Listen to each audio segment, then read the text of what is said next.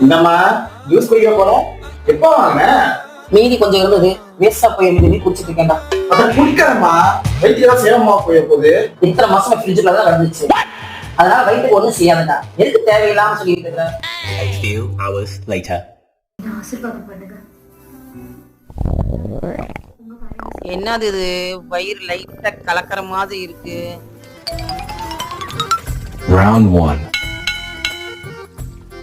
வாடா, இப்பதான் ரிலாக்ஸா இருக்குடா. ஐயோ, மீண்டும் மீண்டுமா? Round 2.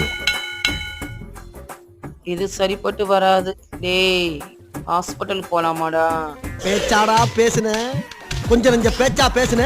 அதனால வயிற்றுக்கு ஒண்ணும் செய்யாதுடா. எதுக்கு தேவையில்லாம சொல்லிட்டு இருக்க?